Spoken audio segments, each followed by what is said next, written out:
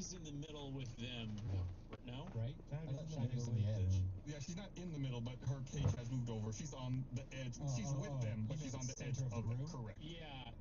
I guess I'm just trying to say, like, so she's already there. I was gonna try to intercept her if she's still in transit. I wonder so is she like floating at the top of the cage? Because the cage. That's what I was saying. I don't know if the cage is floating or if Shivy's floating and the cage just happens to be with it.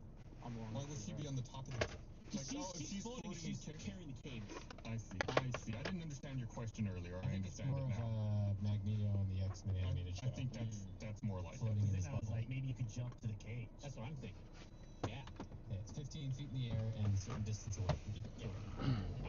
I have a... what's my jump? What kind of jumps? What kind of odds do I got, huh? Is this a Space Jam situation? Am I a dunker? Half your movement? Are you trying to jump straight up or what? Because there's different rules depending on what you're trying to do. I think I want to make my way over to the cage, jump onto the cage, and then lockpick the cage. Okay, so we would say that that's the high jump. So you're trying to jump up into the air. Yeah. The rules say you can jump into the air a number of feet equal to 3 plus your strength modifier. 3 plus my strength modifier. My strength modifier being, what's that, 15? Modifier. Plus 2. So 5 feet. You do a 5-foot high jump if you move at least 10 feet on foot immediately before the jump. Higher than you can jump anywhere. Hold on. Oh. That's not on. I have boots on. 5 feet is really high. 5 feet would be like clearing my shoulder. Right. I can do that. Yeah, if I had the right shoes on, I can do that. So how high is the cage? It's about 15 feet. Depends on what's your carrying though right now. Can you do it with your carrying? No, you're light because you're a rogue. So I will say, it also says, in some circumstances, your DM might allow you to make an athletics check to jump higher than you normally can. We're about 3 times as higher. So he jumps 5 feet, but that's when his feet clear. You actually have your body and your arms are extended above that, so you can reach above you a distance equal to the height of the jump plus 1.5 times your height. So how tall is Chip? He's tall. He's like 5'10". Okay, so I'm gonna be honest with you, but then you think about his arm reach. So let's say if that was 6, he could reach 9 plus 5 is 14. You're only a foot short. What about my tail? So my tail, And then he uses his tail to spin. Yeah, why don't you, if you describe it for me vividly, then you can make an athletics check to see if you got that extra. Okay, first of all, it's not from in place. I'm getting a running jump, and if there's any terrain, I try to look for any sort of raised ground to get some extra distance up. How I imagine this is that this is you, Chip, approaching the whole thing, and then off screen, a voice, the narrator talks, and so Chip like pulls like a what's his face from Saved by the Bell. Everything pauses and he turns and he's explaining this to the Yeah. So I'm looking for raised ground. Yeah. And I've got it because I also have my tail. I'm gonna use that as like kind of an extra push, like a third leg. Okay. To push me off the ground. And yeah, I'm gonna reach out with my arms. And I'm gonna yell while I do it because that gives me extra distance. Oh, for sure. All right, yeah, go ahead. Hello, Tamra. To get that extra foot you need. I used to go bouldering with Blaine a lot. He would scream every time I approached him. I worked a little extra today. I'm also an hour and 15 minutes away from home, so it's a pretty long drive. But luckily this distance has not much traffic.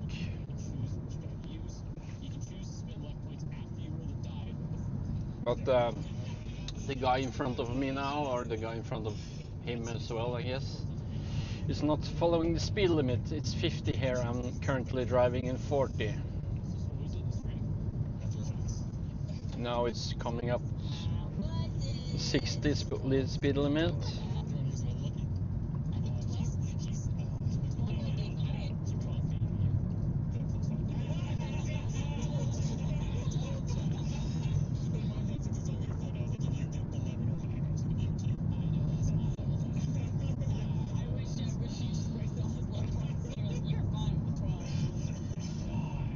I'm now in a place called Hønefoss, which translates to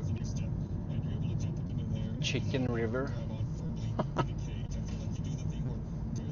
Or technically, høne is a hen. But doesn't sound as funny.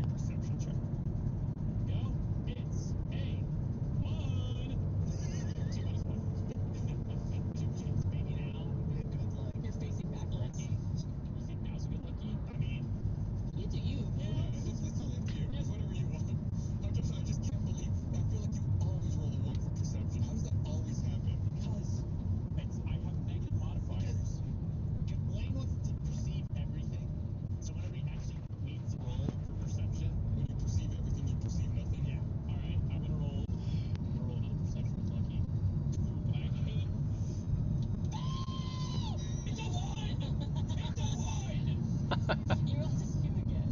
You have one more left. You have one more? Yeah, do Dude, it. I never get to use Lucky's in combat. It's always in stupid situations. He's gonna tell me you're choosing the top. Yeah, the GPS wants me to drive to Oslo, but I'm not gonna do that. Doing Vegas, losing everything sucks. I'll drive a little longer without traffic. 19 minus 1, 18. There you go. God damn, the car in front is so afraid. Why did I reverse the wrong? Gus is like, one was enough. It's like a long John Silver. One was all you needed, actually. All you need is one. You know, you're preparing to make your jump, over to the hags, but something catches your eye, and something tells you that maybe you shouldn't jump. Something in the cage catches your eye. Okay. Shiny, get out of here, you big dumb idiot. We gotta go. The door's open. Go. What are you standing around for? Oh. Go. So, maybe it's like the dimly lit light or the way that fire reflects off of Shiny's face, but she looks very familiar to you, and you think you see the face of your missing wife. Are you kidding me? And Shiny's facade and her face slowly dissolves and fades to the familiar face of Karen. What? Wait. I'm gonna cry. Wait. Is this an illusion? This is me. Okay. Although he's hanging on this cage. She holds up a finger to her mouth like a motion. Okay. Alright. Find out what that means in the next episode. No! I know based on our recording time that is not true. I was watching. I couldn't even say that without laughing. It's hard to see Josh Shimon's original monologue. This is heartbreaking. I give her a knowing nod. I'm unsure. Just keep to the speed limit. God damn it. I wanna reach out. She's right there. I'm not sure she can. No, I can't. Just want to blow cover. Yeah, no. Chip knows how to keep us cool. He's been in. This might be a different situation. Okay. No! It's the hags. They smell like onions. It's so stinky. Don't worry. Okay. Just screamed like a banshee, like a wood, and then proceeded to say, Chip knows how to Okay, I'm gonna give a knowing nod, and then I'm gonna use cunning action to go into hide. Okay.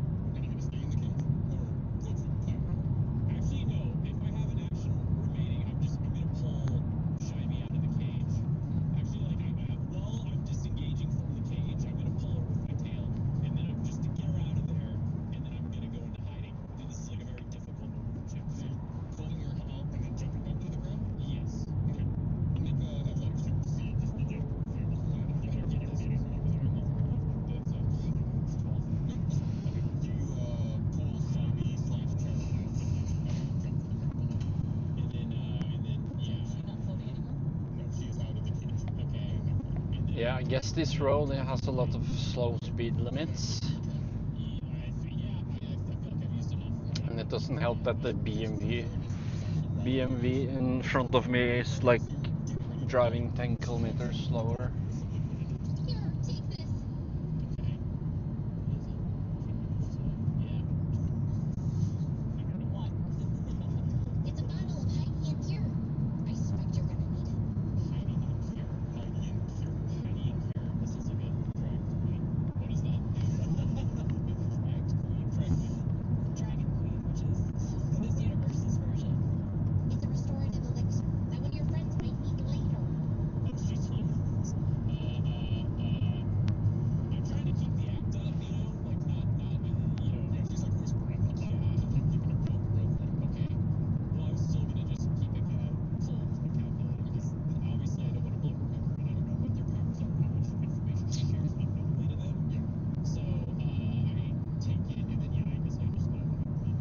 As you're hiding, I want you to make one more perception check. 13. Okay. As you step away and you begin hiding, you feel like some shuffling around near your bed. Alright, check it out. It seems like Carol stashes something. She's good. She's good. Oh, she's good. What is it? We'll find out later. You're gonna hurry and try to take cover. Alright. Well then, yeah, I've gone into hiding. That way I can be confident. The hell is he doing? This is also just like me, just like getting looks like he's not focusing on driving, that's for sure. So I'm just like going into hiding and calculating our next steps, my next steps. Okay. See what else is Shiny gonna do? But also tearing up things on the phone specifically that you can hide and cry. We asked earlier if she was That's really her. Did she swear? Shiny moves away from the other members of the club, putting some distance between them. Did she smell like Carol? Make a Mother wants her wisdom check. mother sons to isolate them just for a second. Christopher's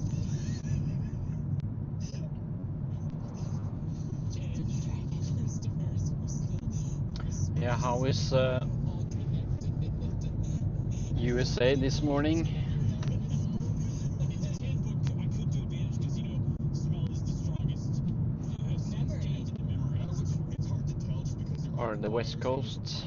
corpses not too far away in the southeast corner of this cave. I also had a bargain a little bit whenever I was surprised to see that my wife was there, so that might have also been I still do that sometimes. Yeah. I give me- Why can't he just use the cruise control so he doesn't have to change the speed limit or speed all the time? I feel like that should have been more of an emotional. Considering how much he's going left and right, I think he's pushing on his phone or something. Still life feature.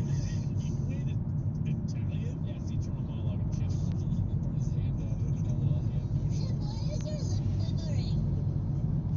Why is the tip of your nose all red? Why are your eyes so shiny? I'm trying to hide. And Elga's just pointing at a bush saying, Jen! And then Shiny also appears, moves away a little bit of distance and appears to disappear before your eyes. Here she goes again.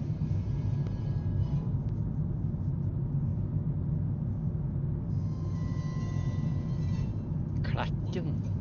Alchemist's turn. Kraken, what the hell?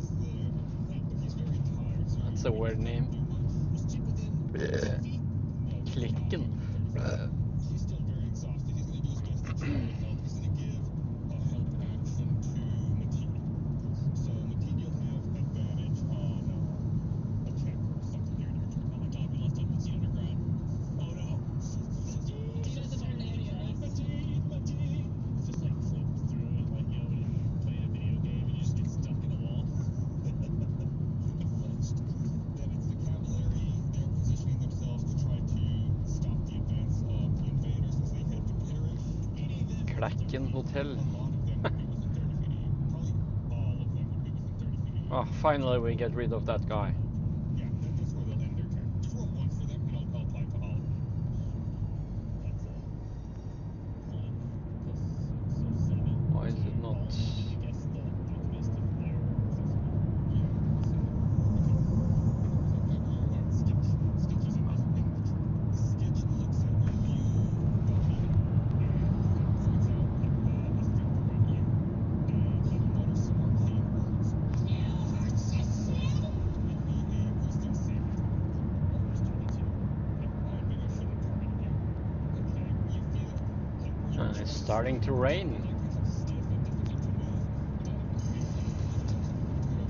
Hopefully my son is not out with his electric scooter. Because I told him it doesn't withstand water.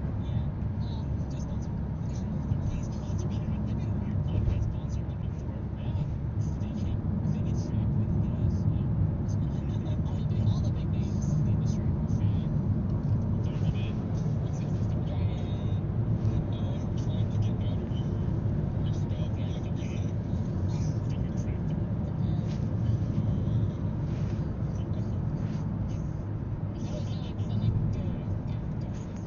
Yeah.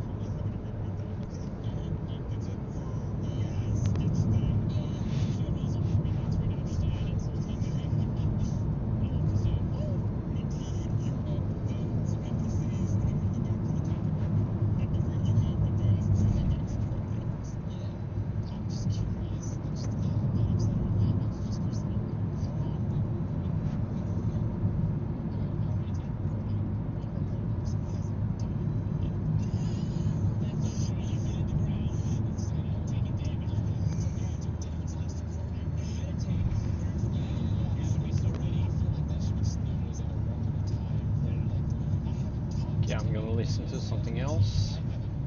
What does he do? Find out.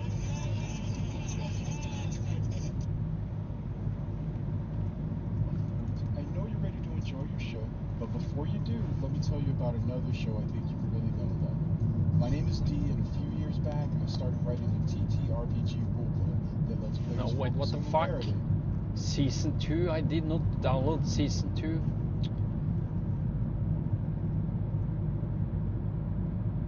Can't believe it. The people are gonna go off. The It's true. Some people in the Imperium, if we manage to keep it safe, will have love that lasts a lifetime. Maybe I help that happen I hope so too, Cat. And a klaxon goes off. A loud alarm with a flashing orange light, which you know, Morgan, means someone is coming into the wing. Yeah. Red is the things are going wrong. Understood. That has happened a couple of times. But orange is someone is coming in. And a moment later, you hear Ketchers go, Yes, Inquisitor. excellent. Please move on, Mr. Than. I'm going to... Clearance. Are you all right? Yes, I'm fine. I'm fine. Good, go. You hear Ket stomp off, and the door to your cell, there's a loud clank as it unlocks and it opens. And you see your Inquisitor of all the Inquisitors in the galaxy, Inquisitor Lucius Valentine, who is dressed, as always, vaguely like an Imperial Commissar. He has the long great coat, he has the peaked cap, he is in the silver carapace breastplate with an Imperial eagle on the front of it. But everywhere you would normally see just the Aquila or a sign of the Astra Militarum, it has the Inquisitorial eye. It's a custom suit that has been made for Valentine. He's tall and imposing. He's got a strange combination of action hero meets intellectual vibes. He's about 6'4". He's a mix between John Krasinski and Stephen Merchant, if you just average them out in the middle. And he has extensive scarring.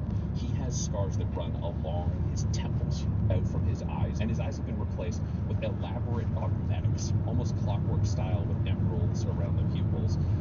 They give him a complete lack of expression while also a tremendously piercing gaze, which is in no way offset by his smile that is permanently on. He's always in charm mode, but he is tremendously uncharming. He has a rizzless aura while trying to be your What? best friend at the same time. He's tremendously charming, You but are very he's... used to this and are able to see through his facial expressions that are very distracting in combination with his augmetics. And he seems pleased. You're also surprised when you look down to see that he has weapons on his hips, which are normally not allowed inside the prison, which would suggest that something has changed over the last 10 years. He's been able to visit when he can, he sent you trainers, he sent you materials, he's been very explicit in the things that he can be, but he has been fighting for the two of you to get cleared from the charges of your previous adventure. Yeah.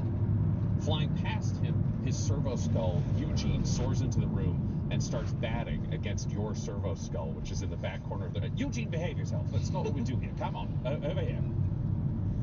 Morgan is ignoring that. She's poised, she's sitting on the side of her cot with her legs crossed and slowly closes the hardcover book with her fingers across the top of it and looks up at Inquisitor Valentine smiling and... Inquisitor Valentine, I was going to ask what is the pleasure of your company, but it seems something good has happened. Yes, I've been cleared, which means it's now time for us to make sure that you can exit this facility as well, as there are certain complications politically that can occur on this lovely planet. All of them, of course, given to us by the Emperor. There are no problems. There are just interesting challenges that have been set for us, and what a gift they are. Of course. Well, then I need you to come with me. Morgan stands up and just tosses the book backwards into the room. Where are we going? You're going to be interrogated by Psychos. There's a panel from the Adeptus Astra Telepathica who have determined that they have the right to be the final say on your innocence or guilt. So please come with me. And he starts walking and talking you down the hallway. You're going to be seen by a panel of 3 of their highest ranked Psychos, some of them telepaths, but most of them having strong mental abilities. They're going to be able to read your mind and determine if you are speaking the absolute truth or not, essentially testing you for corruption internally. You've already been cleared physically, as we know, and you've gained a certain number of skills. I will be with you for as much of the examination as is possible. They're going to want you to be completely honest, and I want you to be completely honest, he says, holding out a hand to you. I've also brought you a gift. This is for you. A gift for me, Inquisitor. It is a necklace on a very fine chain, and at the end of it is a pendant. You recognize this pendant as an aquila in its shape, but it's made up of a number of strange and arcane materials. Can you roll me a perception? Yes. It's a 20, not nat 20. That's a dirty 20. Dirty 20. Okay, looking at this, you remember from your very brief visit to the Black Library, one of the materials inside this pendant, the rest seem to be of human origin. There are small shards of wraithbone that have been worked into the wings of this aquila. So definitely illegal. Okay. Definitely forbidden. Not for the Inquisition, but for literally anyone else. You would see this on maybe a rogue trader, maybe an Inquisitor. It's also fun for me as the GM because your character would know all of these things. So I'm not telling you stuff you don't know after all of the studying that you've done. You're brought down a series of hallways. As you're moving through, you are seeing these ex-Imperial stormtroopers, these prison guards of your high-intensity, high-security wing until you are brought through a maze. It's purposefully designed to be confusing. This is a high-level Terran prison, so hallways shift. It's a building, a box within a box within a box. If you're picturing kind of the lament configuration a la Hellraiser, that's the box you've been put in amongst all of the other people in. You've not interacted with other prisoners, just your trainers and staff, but you're aware of the level of threat you have to get inside this building. Right. Until you end up amongst this labyrinthine maze of hallways, outside a door, massive, it's wooden, which is very rare in this facility. Valentine steps forward and says, "Are you ready?"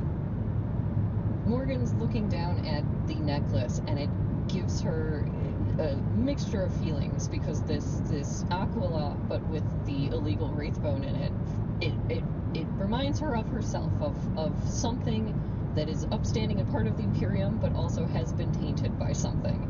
And so it gives her mixed feelings, but she tries to focus on the fact that it's a gift from Valentine, and then also that Valentine told her to be honest. So she looks at him and nods, and if you want me to, I will be completely honest. Valentine looks at you, and there's a very measured moment. And he says, I have 55 minutes left to drive. This is an example of our version of Thieves' because we are playing a Warhammer RPG, but we are using D&D 2024's rules as rewritten. Reskinned, one might say. They're not really rewritten, I can't really take that credit, but reskinned for ourselves. And inquisitorial staff and high-ranking members all have their own coded language, where between physicality, inflection, and other things, they all are able to speak saying two things at once. We've kind of expressed this idea a little bit further than I did in other games, where they the term glossia, which is a reference from Inquisitor Eisenhorn, who had a poetic language that he used with his followers, where they've then been like, the Holy Inquisition uses it, which is insane, because it would mean the Inquisition has one secret language with all of them, which means there's a lot of leaks. No, everybody kind of has their own, but there are these shared languages and inflections where you can kind of pick up on that secondary language, aka Thieves' Candy. Valentine is not telling you that you must be completely honest. He's leaving that up to your discretion, but he's telling you that he needs to say that you should be completely honest. And that's exactly what Morgan wanted to ask him going into this. That was a very important distinction for her, because there are a lot of secrets that they have shared between each other that she doesn't necessarily want everyone in the Inquisition to know, and whether that was his order or not. So she's going to use her own discretion. Please put on the gift. And she's going to put on this necklace. Valentine turns away and speaks into a microbead that he has clipped to his collar. Fordi jeg And a på vei moment hjem nå i later, hvert fall, og 4 jeg active har igjen inquisitorial 53 stormtroopers in minutter. full black carapace armor with subtly inlaid black inquisitorial eyes embossed on their shoulder plates. Full face guards. You cannot see who these people are. You do not know, but they are carrying active help. Skal jeg hente henne 7 da?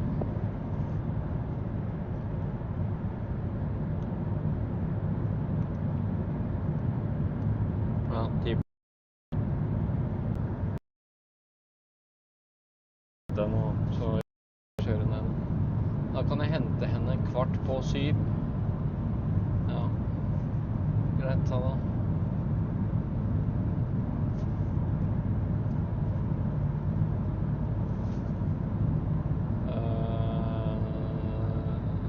Og halv. 53 minutter, det er jo 20 minutter til hel. Nei, til klokka 6. 17:40 er klokka nå.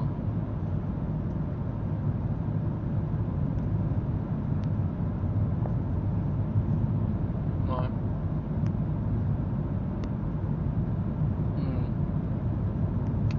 Greit, ta det.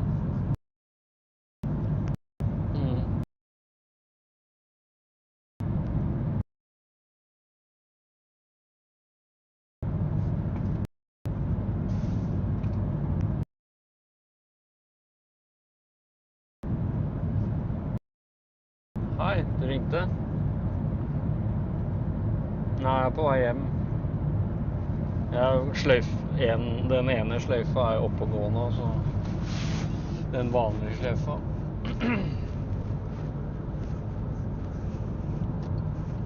Jeg vet ikke om jeg rekker det, men eller dra til, ja. Eventuelt om jeg tar med Linnea og henter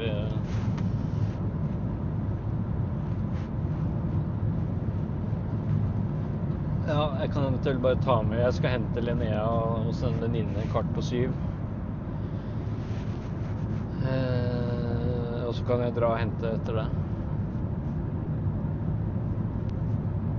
Ja.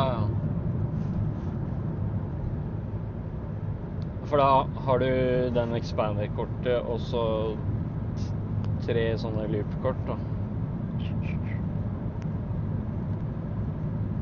Loop Expander heter den vel kanskje. Ja. Ja, men den er god.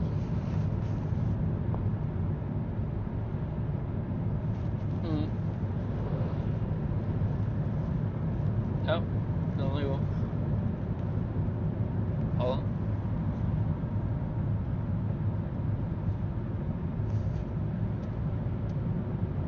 L rifles step into place behind you. He says, Sorry. Excellent, let's go to trial. After you.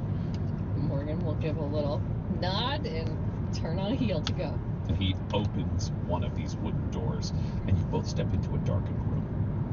There is one central stone chair built into the floor in the middle of this circular room, and raised in front of it, nearly 15 feet up, peering down from positions of absolute authority, are 3 outlines of people. Vaguely lit from behind, you cannot see their faces, you cannot see what is going on. Up there, you hear the buzz of servo skulls hovering around above you. You can hear the scratch of a quill on parchment somewhere above. This is automatically being recorded. Likely, you would know audio, picked video, and a written record of what is happening in this room. Which is strange. You're very used to inquisitorial things happening with no record, but you're also aware that sometimes you put them in the room to make somebody uncomfortable, then you bring them out and you smash the 3 different servo skulls, and there's no record of a conversation that just happened. You are even more labyrinthine inside your own mind, which has become its own Hellraiser box. Yes. But it's clear that this seat is for you. Okay. Morgan will walk over, her heels clicking on the floor in the darkness, in the quiet, and take a seat, looking very poised and not at all like she's nervous. Right, she looks poised. Valentine steps forward to stand just behind you and to your right. Okay. Clearly not inside this central beam of light. He's just touching it, but present. Which she appreciates. She likes having him have her back. And you hear a voice from above, one of these 3 voices echoing through the room, this strange hiss. Cassiopeia Ventris. Valentine beside you stiffens and says, She's changed her name both in legal record and inquisitorial record. More than 30 years ago. Could we please use the chosen nomenclature? You seek to bring changes, untruths to this space. It's not an untruth if it's been used for 30 or 40 years. Please, let's just move along. Fine. Morgan Rawls. Are you a heretic? No. Can you roll me a perception? That is 19. 19. Ooh, coming out strong. Very good. You feel the sensation, the impression of fingers just pressing against your scalp. reaching in past the skin as though they're touching the very edges of your brain, of your mind, with these questions. It's clear that there is some psyker powers in effect. They're reaching into your very soul to determine what is being said and why. Describe to us what brought you here. Every step. You will be punished for any part of your heresy that is not spoken aloud. I escaped a quarantine planet. I worked under Captain Rawls Varn. I was seconded to the Inquisition by Inquisitor Kanehurst. I was left by him on a planet. On that planet, I met Inquisitor Lucius Valentine. I then worked for him. I helped him for all the missions he wished, until we ended up here on Terra. And then I have been imprisoned on Terra for 10 years. That brings us to today. Such a vague covering of what you've done, perhaps to hide something. Everything she's done is a matter of Imperial record. I'm sure you're able to read, considering you're able to read minds. Would you like me to find someone who could read the record in this room, so maybe you could pick it up that way if it's too challenging for you to look at text? You are an unpleasant man. No, I'm an Inquisitor. You see these three figures look at each other at the top of this dais. Will you allow us 3 questions without your presence, and then we will decide if this prisoner will live or die? I find that acceptable. Goodbye. Lucius Valentine turns on a heel and walks out, closing the wooden door behind him. And you realize these 3 questions are going to be the determiners of your fate, as you can feel these fingers on the outside of your mind. You're realizing they're not all the way in. You don't know how all the way in they're going to get. Right. But you're feeling this as it happens. You have your instinctual psych training that allows you to pick up on a little bit of this. Do you think the Black Library healed you, removed your scars during your brief time there? Or was it the Emperor? The Emperor did it. Is that true or false? That's true to her belief. Great, roll me a persuasion. 11. Interesting. You feel the fingers sink a little deeper into your mind. Why did you join the Inquisition? After all you'd experienced, every reason to distrust it. Why join? Again with Valentine. Why stay? He offered you a way out and you chose this.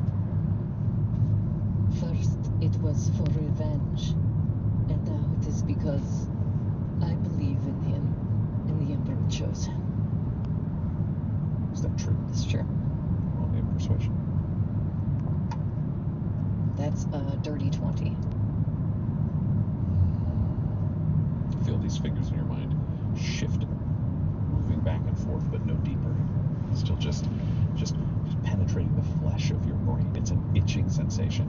Would you hide your discomfort, or would you let them see it? She's trying to hide it. Great. Can you roll me a Constitution saving throw? It's a 14. 14. You are wincing, but your body is holding still. Great. So it's clear that you have control, that it is uncomfortable, that it's happening. And the 3 ask their final question. What would make you betray your oath? What would make you turn away from the Emperor? What situation, what trigger, under what circumstance would that happen? And know that we can see into your mind. Nothing would ever make me betray the Emperor. True or false? False. Roll me a deception. I'm going to use one of my luck points to have advantage on this. Nice. Wise. Very nice.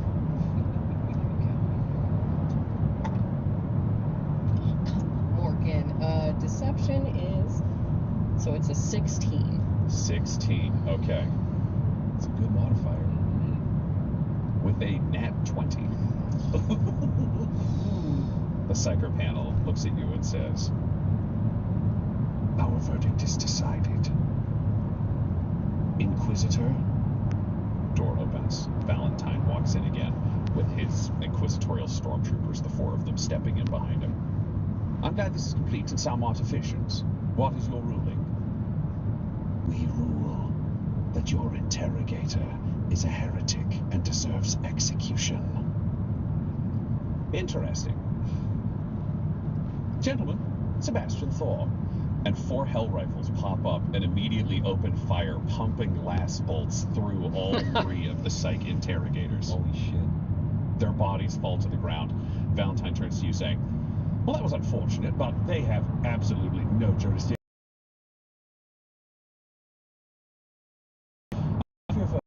Just kidding. he scoops an arm under yours and guides you out of the room, where you begin making a tactical exit from this prison very, very quickly. 2 stormtroopers stay behind to secure the doors to make sure no one can go in, and you are brought out of the facility and into a sky car that immediately takes off. It's got the sense of you're all doing that very professional walk that is not a sprint, but it's very clearly like you're getting the fuck out of here before anybody says anything, and its flashes of the Rosette are getting you clear of this location. Can you roll me a perception? 17. One thing that you notice that is of interest to you is this does not look like Valentine's normal Rosette. You've seen the one that he's had for a long time with the red gem at the center that's got kind of a square structure around it, kind of the Iron Cross-esque vibe with the inquisitorial symbol on it. This one's different. There seems to be a daggerish shape towards the bottom, and the gem at the center of it is blue instead of red. Great.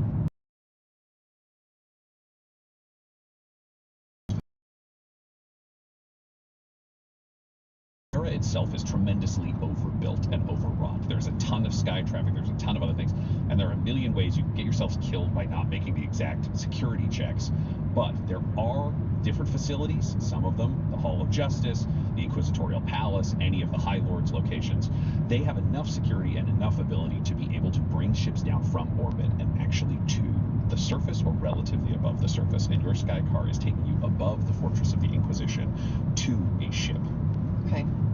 You land inside the docks. Valentine has just told you to not talk. Yep. Cleared all the security clearances, got you onto the ship, and he brings you from the sky car, steps you sideways to a massive lander that is prepping itself to take off. You can see inquisitorial stormtroopers getting on, a number of other retinue. Not that you would recognize any of these figures, but you can see Adeptus Mechanicus. There's death cultists. They're kind of there's a parade worth of outfits, because anytime large numbers of inquisitors go anywhere, it's every weirdo you've ever seen who has a skill set that inquisitor needed one time is still there. Veteran inquisitors, you've learned, can have retinues of hundreds, if not thousands of people. New inquisitors tend to have a smaller number because they're dealing with smaller cases and rely more on loyalty and specific kind of aspects of things. Valentine looks at you and says, "You're going on that ship, and you're going to take off now. What I can tell you is your orders come from Imperial Regent Rabute Gilliman himself. Our task is significant, but you will be operating under called condition. Yes. No one will know you're alive and no part of the Inquisition. Unfortunately, I need to make things even worse for you because of the way that this task is going to go about. It'll be recorded that this Rosette," and he produces a special condition Rosette, which you've heard about, which means an Inquisitor is going underground. They're going to lose all contact with the Inquisition. They're also acknowledging that. So if somebody finds them, they can present a special condition Rosette. But for other people, that either means like, trust me, I didn't steal them. I'm a cop who's so undercover you've never heard of it. There's some dangerous follow-ups with that. But Valentine explains to you, they're going to believe that this is stolen. They'll believe that you killed those 3 psychers and that you've escaped. Once our mission is complete, I can clear those cases. I can make those things go away. But frankly, this will make things more convincing than otherwise. This will be your Rosette. You'll be able to use this and present it at times you are required to. However, it will be marked as stolen. If you try to pull inquisitorial powers or my powers anywhere in larger planets, large city centers, anywhere where they can check it against the Inquisition database, you will be logged as a heretic, a traitor, excommunicat traitores, and they will burn you to death. Do you understand? I understand. Wonderful. We've had many conversations about the type of Inquisitor you may one day be, whether you'll be a monodominant, a Thorian, one of the radicals, kicking in doors and declaring yourself when you arrive, whether you will be, as we've said, a radical and step down a darker path quicker. Please don't do that. It's rather unfortunate how that always ends. And then there are the Amalathians, my personal belief, which is that the Inquisition, the Imperium, is functioning just fine as it is. We should just maintain the status quo. The Emperor had a plan. We may not know what it is, but it was a very good plan, so we should ensure that it carries out by not changing too much and not ruffling too many feathers. The choices you make will be entirely up to you. Whether you decide to show this rosette, try to flex the muscles that you have, or whether you decide to hide it, that will be entirely up to you. I set you up with an identity. Took the rogue trader certificate that had been used for one Rawls Varn, your previous captain in a previous life, who now is dead, and had that transferred to a name. Do you want that name to be Morgan Rawls? Or do you want that name to be something else? It's a big galaxy, so if they've heard of Morgan Rawls, the corrupt interrogator, you're in trouble no matter what. Do I want to have to deal with two names forever? That's what the ship is going to be under. That is what your rogue trader certificate said. It'd be like a fake ID you can use when you go places. Who do you want to introduce yourself as? You will, if they believe you are your rogue trader persona. Or do you just want to be Morgan Rawls? So Morgan is thinking through the repercussions of all this, and yes, there being a small percentage chance of someone recognizing her name as being an interrogator is a risk. For a moment, she thinks maybe that would be an interesting risk of she would instantly know if someone was onto her, but it feels like too close, too much. But having a completely different name and having had to deal with that for a long time is also very annoying. So as her brain ticks through all of the options, she looks at Inquisitor Valentine and says, "Put it down as Captain Morgan Sharp." Understood. We'll arrange your warrant of trade to be under that name. After this ship, you'll be transferred to a civilian vessel. There will be a number of different rides to get you out to where you need to be. Along the way, there will be 3 operatives that I believe will be of great use to you. Each of them in their personnel files are here. It hands you a data slate. Great. Once you arrived, there will be a ship for you to take under the name of Captain Morgan Sharp, and there will be a savant. The rest of the tools that you need to carry out your missions. I won't know exactly what they are because it will take you some time to arrive where you are going from here on Terra. You'll have what you need. What you're doing could save the Imperium, and failing to do it could doom the Imperium. That is how it always is. Ironically, no, but in this case, very much yes. Thank you, Inquisitor. Good luck, Interrogator. I'll see you when I can. I hope to see you again soon. That'll be pleasant. And he turns to exit, and you make your way onto this ship and begin your journey across the galaxy on these short warp jump trips. Some of them longer, some of them shorter, some of them comfortable, some of them very cheap. The data slate that you have tells you when you arrive at each location and you hook in to update the information on your data slate, it tells you the next ship to go to, the time, Perfect. the place. Yeah. It's all built into this data slate. As you're journeying, you begin studying your targets, your future operatives, the ones who will help you complete the missions that will come out in front of you. The question is, when you look at the Crusader, the Witch Hunter Psyker, and the Arbites Judge, who do you want to pick up first? First, the Arbites Judge. Fantastic. You are making your way to... What is the name of the planet that your estate is based on? It's a planet known as Womb. You are on your way to Womb, the original home planet of a man that you know on your records as Judge Buchanan Rex. There's an audio file describing the judge to you from Valentine. He was originally born on the planet you're going to, Womb, before his parents died in a tragic accident. He was moved into the Schola Progenium, trained at the Hall of Justice on Terra itself, and he was on the fast track to become one of the most senior and capable Arbites possible. They advanced him beyond Trooper, the lower statuses of Arbites, up to nearly a full judgeship where he was sent out to a hinterworld, one of the edges of the Ultima Segmentum, Reskel. He was placed under the mentorship of Judge Reinhard Ghoul. After a number of years, somewhere between 50 to 100, records are somewhat flexible, Ghoul died, according to Imperial records. The death itself was questionable, but him, Judge Buchanan Rex was seen as somewhat above that. Overall, he'd been trusted, he'd had excellent academy scores, the world itself was, let's be honest, a bit of a shithole, but he did his best with what he could do, at one point even gaining a commendation from the Ultramarines chapter, which is highly impressive. He did, unfortunately, and illegally, have a family of his own on the side. When the Inquisition discovered this, he was stepped into forced retirement. We kept that information from the Arbites. They didn't need to know. We got him his family estate from his previous era of existence in his childhood on Womb, and we transported him and his now extended family, after several hundred years of service, to that estate, which means we're protecting his family, and we have the ability to call him into service when we need to. It's not blackmail, but it's not non-blackmail, is what I would say about the whole situation. It's rather nice to have leverage on someone who is pretty talented. I believe he'll stay in the right overall. He's a useful tool. He has more knowledge than most inquisitorial operatives do at higher levels of government, and he's more capable and aware of compromise than many of the more Puritan followers you may be able to find. I don't know much about his personality. I'm sure he'll be able to handle it. It's one of the things that I ultimately believe in you. You are reading this over as you are on the estate, on Womb. And you raise your magnoculars and you look into the estate and you can see Judge Buchanan Rex with his grandkids out in the woods. They're away from his home. This is a massive estate, a truly noble, aristocratic estate. And Judge Rex is out in the wooded area where there's a little bit of a hunting reserve. Some of this was tailored by the judge. Some of this was just handed down to him from the property. When she looks at you, Judge, you're out for an adventure in the woods. Your downtime with your grandkids. What are you wearing and what do you look like? Buchanan is more of a refined gentleman, or at least that's what he believes. He considers himself a Renaissance man, so I would believe he'd be wearing just some loose clothing. There is some pieces of armor. He might be wearing a pauldron on his right shoulder to rest perhaps a large rifle for hunting.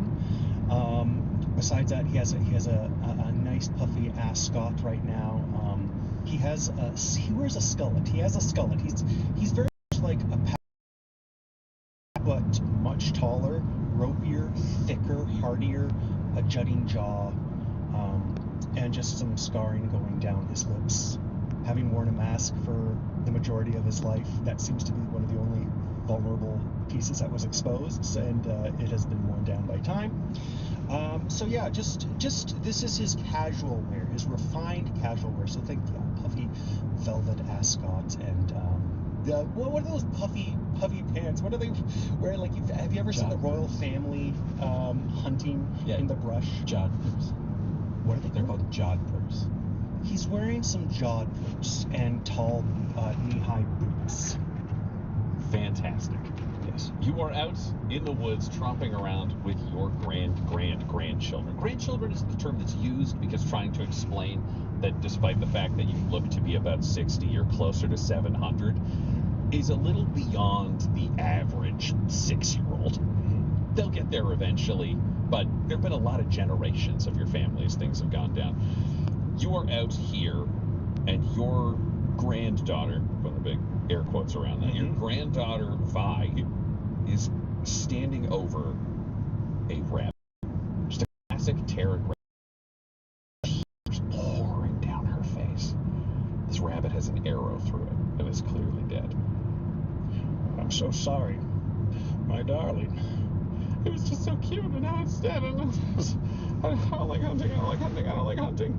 The bow that she used to fire the arrow is on the other side of the clearing, thrown aside after she successfully hit the rabbit, and she's just devastated to have killed something for the very first time. You were here for this formative moment. What do you say, Judge Buchanan Rex? I don't think he's familiar with this form of guilt that she's feeling, so I think he's misunderstanding her sadness. Yes. I'm afraid it's a pork kill. I'm sure you want a do-over. I can get one of the servants to bring you some more rabbits, and you can kill it to your pleasure. What? Servitor! Come here, Servitor. The servitor staggers out. It's a relatively solidly put together model. It's got robotic legs, one robotic arm with a tray on the end, and a free hand holding down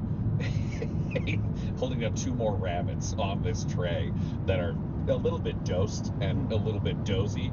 The servitor steps up, both its eyes, augmetic replacements, and a grill for a mouth, and it goes, "Rabbit, go!" And it moves its one hand, and a rabbit hops off the plate onto the ground. Okay. Well, Vi, go ahead and grab your bow and arrow and shoot away to your heart's content. I only want happiness for you. No, I don't want to kill. I don't like that I killed that one. I want all the rabbits to live forever. What? It's so cute. I want to protect it. Why do we have to hurt it? It's so cute. Servitor, could you collect the rabbits and leave us for just a few moments? Rabbit, get. It staggers over, and let's just see how this goes. Oh, the server's pretty good. That's a miracle. He rolled a 17. He needed that because he's -1. And he scoops up the rabbit and goes, "Well returned." And turns and you hear it stomp off into the woods. I'm going to get up close to Vi and I'm going to kneel down.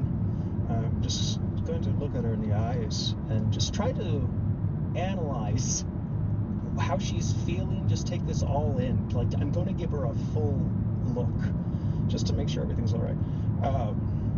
So you don't enjoy doing what's natural? I don't like killing.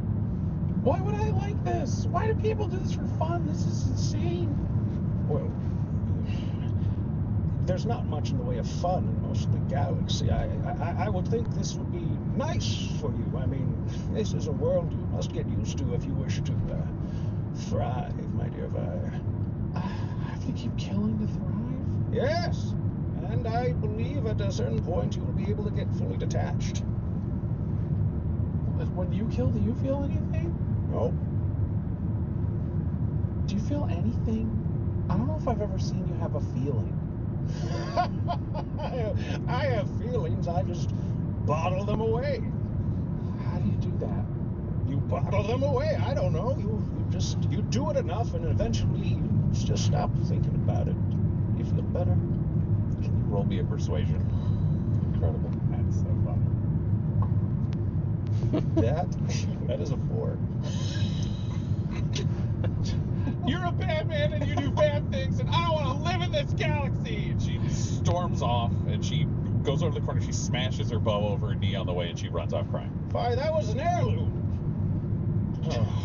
Morgan, you have a moment to approach now. Perfect. Morgan has sent her servo skull over to the other side of the clearing, so she has a different view of the situation, because Morgan has a mind impulse unit in her head. She's light scarring over one side of her face because she has this computer in her brain that allows her to remotely control and see through her servo skull. So she uses it for general stuff. She's been in jail a long time, but she likes having multiple views of a situation and can watch her own back, literally, in that way. So has the servo skull go off to the side and walks out of the woods towards Judge Buchanan. Can I hear this right away? Can I at least make a roll, because he's... Roll perception, yeah. I'm going to roll perception. Do you want to roll stealth? Yep. If you're trying to sneak up on him. This should be better. Yeah. That's an 11. You do have a point of heroic inspiration every morning from being a human, which means you could re-roll. I'm going to re-roll, and I use that. Thank you, my dear boy. No problem, sir. Okay, that's much better. 21. 21. That beats my 15. All right. You see her as she steps out of the woods to approach. I immediately swivel behind, like I do a perfect 180, very coordinated, and I withdraw the rifle, and I have a pointed dead set at her face. And Morgan is walking out of the woods, both of her hands up, and as soon as the gun is pointed at her face, she stops. She's looking at him with a pleasant smile. Freeze right there. What are you doing on my grounds? Hello, Judge Buchanan, Rex. It seems that home life is a little difficult with the generations as they go on. You haven't told me your name. And then I cock the rifle. My name is Morgan Ross, and I have come to see you, to find you for the Inquisition. The Inquisition wants an old boot like me. Oh yes, we want you. I assume you haven't lost your killing edge. Servitor? Rabbit. Rabbit, oh! And a rabbit comes sailing out of the woods and lands in the middle of the field, and it just starts taking off towards the distance. Okay, and I'm just going to fire. Great, roll me a ranged attack. Damn it. It's a 7. 7, you missed. The rabbit gets away. Oh, that was so close. Being cool. Oh, no. Damn it. Yeah, Well, see you later, Servitor, Tamara. Enjoy cleaning the game up. This is on you. Noted. Judge, we... So bored. He's so good at melee combat, but he's so bad at shooting. I don't have my helmet on. When I have my helmet on, I'm in the zone. So feckless, like immediately. It's just. Oh. Oh, I love it.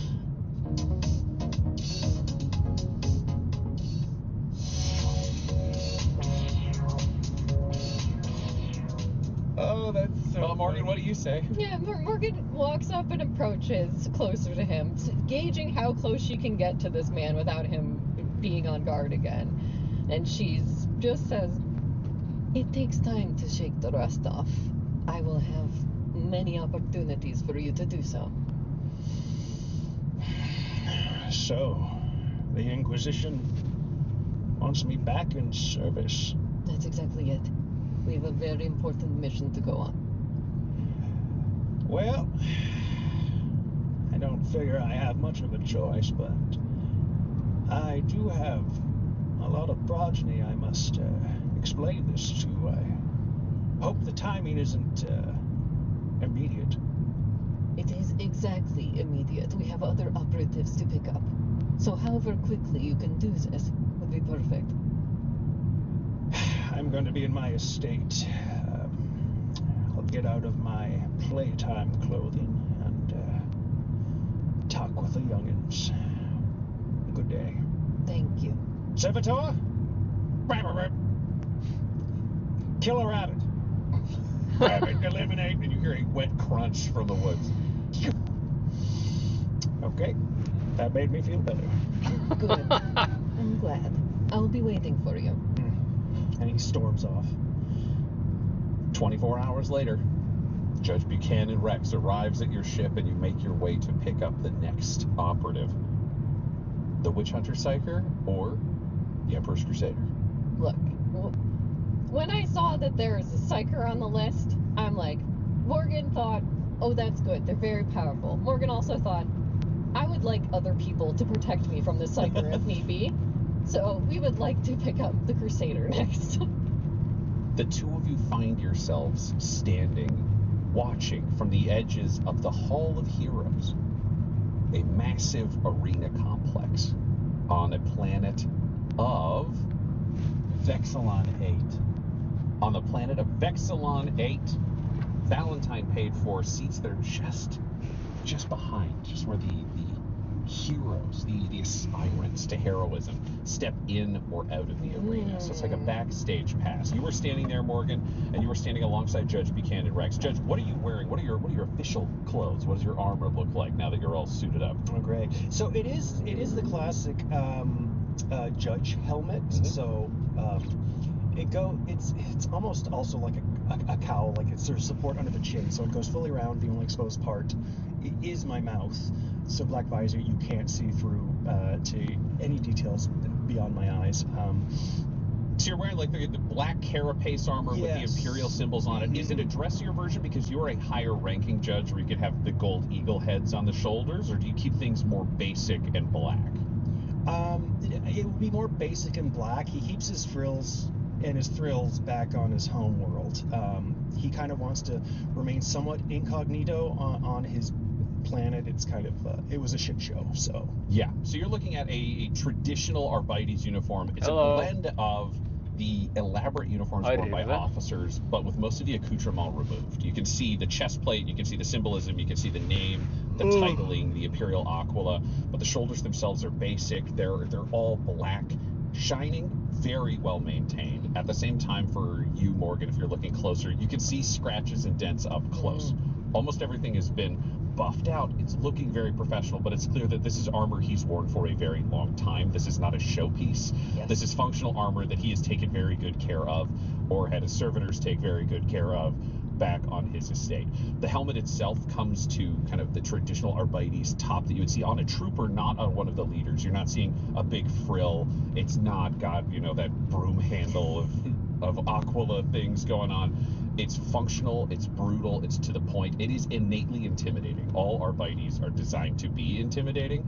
So Morgan, you're there dressed like a space aristocrat with just a brutally terrifying Judge Dredd-esque murder cop standing next to you. Would you have a cape or anything else decorative on the armor? I think it would be just like, oh man, it's the Incredibles paradox, or not paradox, conundrum, I guess. I think, yes, when he's on more diplomatic missions, he has the cape. And when he sets into new worlds, he Yeah, will wear I the only cape. have When 20 he's going minutes into left to function, he drive. Basically, well, that's enough for that, and takes it off. So yes, I would like him to have at least one long royally red, deep crimson cape.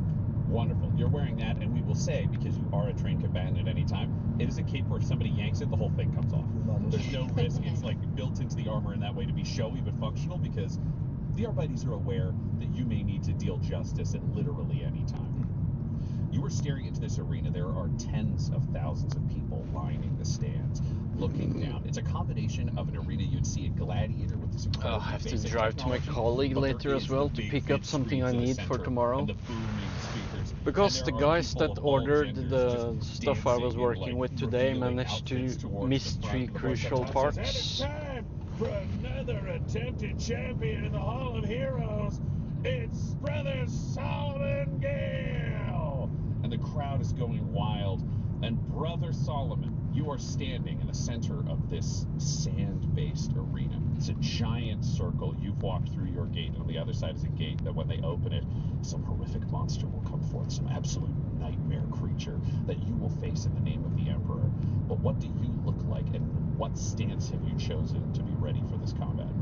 I think Brother Solomon Gale stands in the arena and he looks completely unassuming.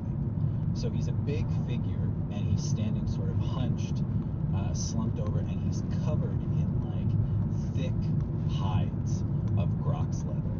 So you can't see underneath, you can't see anything, and he stands like staring straight, like head, like hooded over with this big Grox leather cloak kind of thing, and he just stands unmoving, pinned forward, waiting for the door to Do you have open. weapons in your hands? Not that you can see. So it's just a mound of Grox It is just a leather mound and a of Grox face. leather in the sort of shape of a person with a dark Now the rain is hood over coming. top, unmoving, staring forward. Fabulous. Are you saying anything to yourself? Are you praying? Is there anything you would do I as guess a it has to pre-combat ritual? be a lot of rain before the normal sort of sun prayer, comes along. To the Emperor that anybody. Well, you're from a very particular A very world particular- with a very that's- yes. particular Bible to That the is Emperor. true. So, from Solomon's home planet, he had a very limited exposure to the Holy Scriptures, which is to say that a guy named Ezekiel in his village wrote one single book. Yes, he wrote the Book of the Emperor. The Book of the Emperor, and which was about 20 pages long. And I think he would be reciting it like to writ. I would love to hear. Page and verse. I would love to hear like a couple of I sentences think there of the are Book of the little Emperor. bites of legitimate empirical theology. So he's constantly repeating, "Blessed is the mind too small for doubt," over and over again, and then things get a little weirder. I must bathe in the light of the Emperor. I must be his right and left hand, for I am the Emperor's champion on this day, and only through the cleansing fire of Promethea can the Emperor's light truly touch the galaxy. All will fear These guys are really good voice actors. Then you hear a voice from above say, "All right, let's watch this guy die." The doors in front of you burst open, and stepping forward into this arena facing you is nearly 2,000 pounds of toothed, scaled aggression.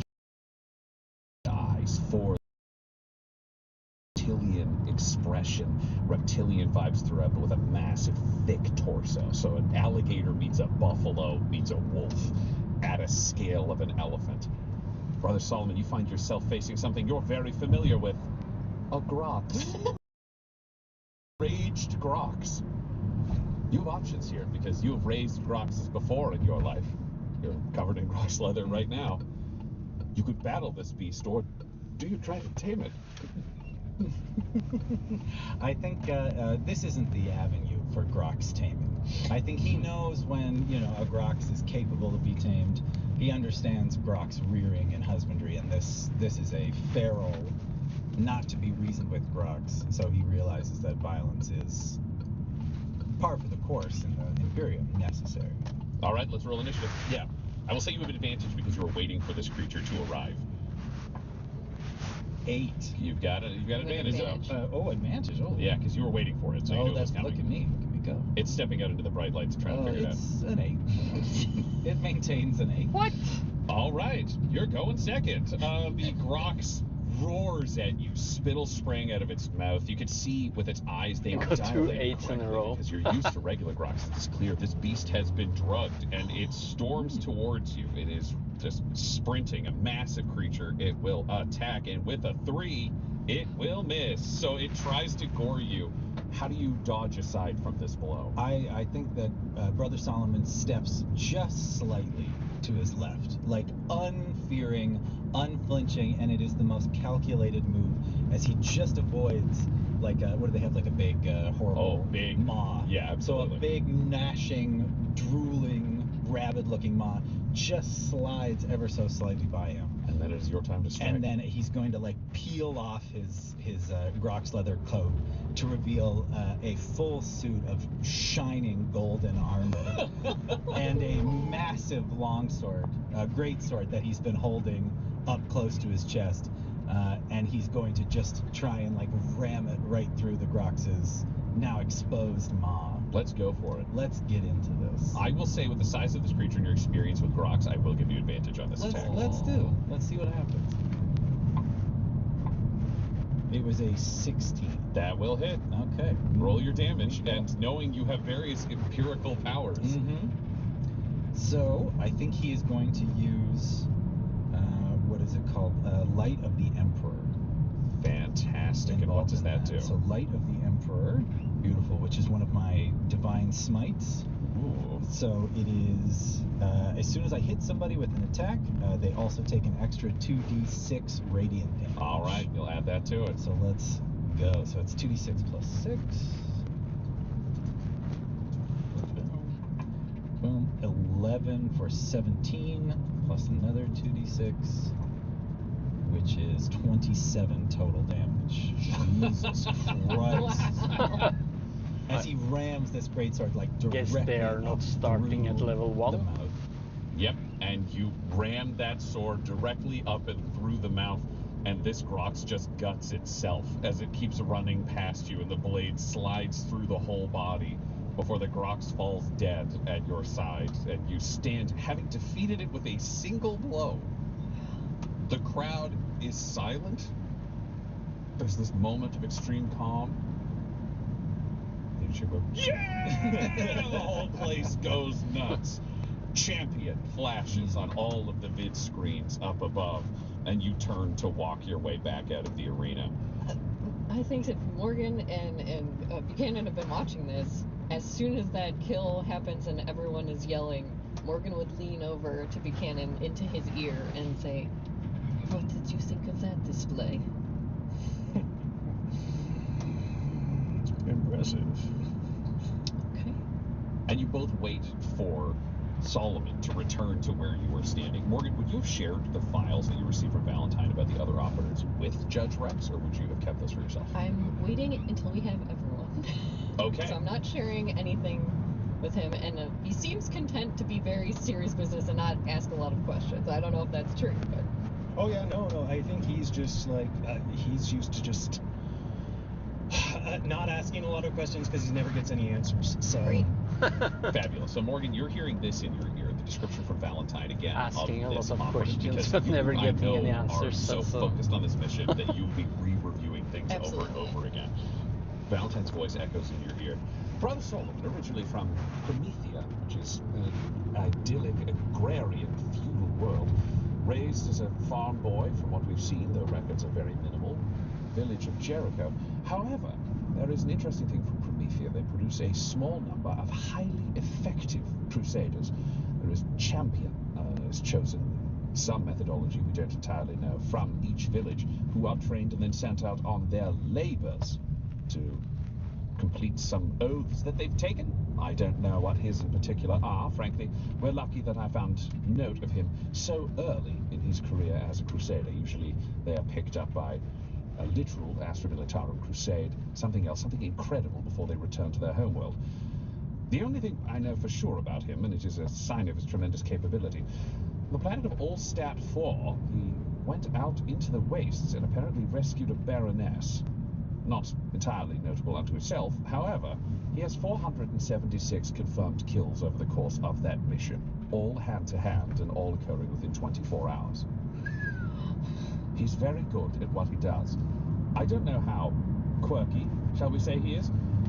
Probably very. One of my notes includes the fact that the Book of the Emperor is the primary text of Village of Jericho. It was written by a man named Ezekiel Flame, and they treat it as though it was an imperial Bible. It has 320 pages, 300 of them are empty, because after writing 20 pages, Ezekiel Flame died in a Grox accident.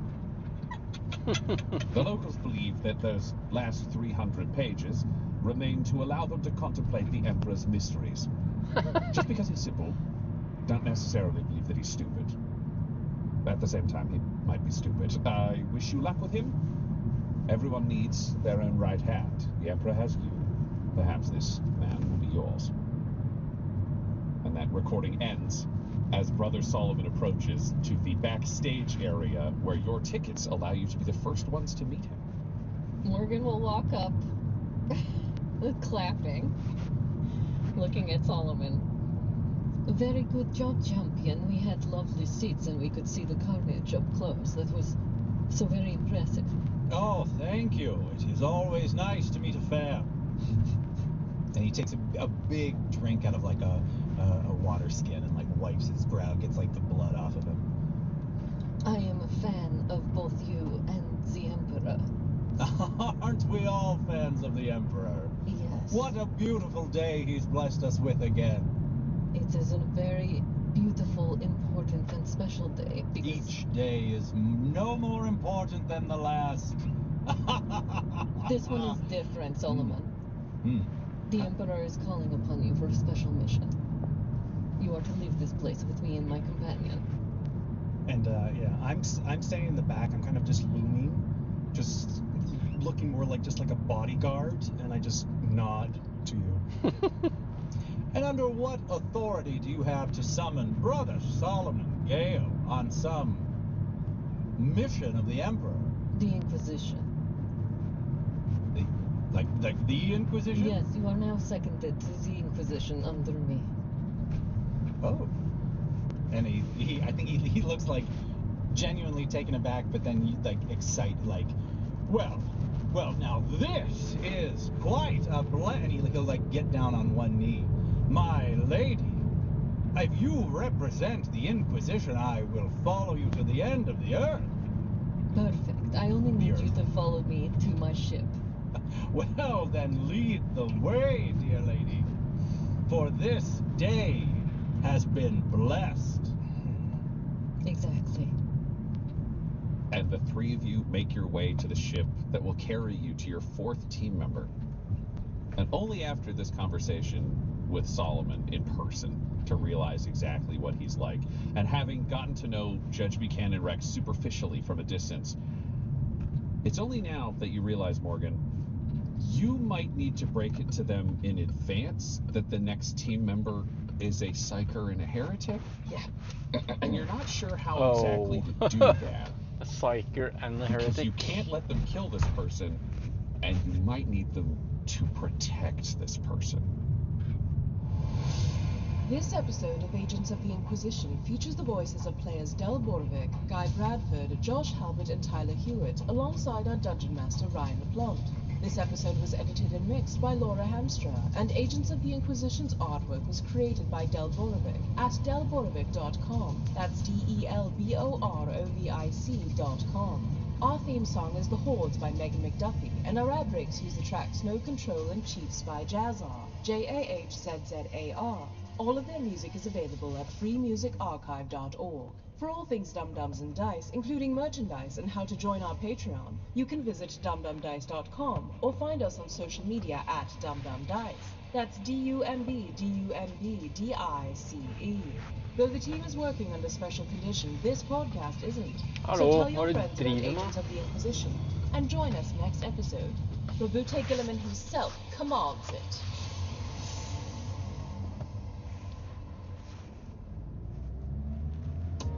Dum Dums and Dice has to give a special thank you to the supreme beings of our Patreon at this time: George Dolby, Gavin and Abby McDonald, Fire Unfriendly, Grandma Likes D&D, Alan, Stabby Stranger, Alarain Okapi, Madre de Gatos, Mithrian, Garbo Abe, Sam Schaefer, Waffle Marine, Dia de los Hoodless, Squishy Werewolf, Remy Funky Head, Accent Therapeutic Services in Florence, Kentucky, Lale, Jordan Oliver.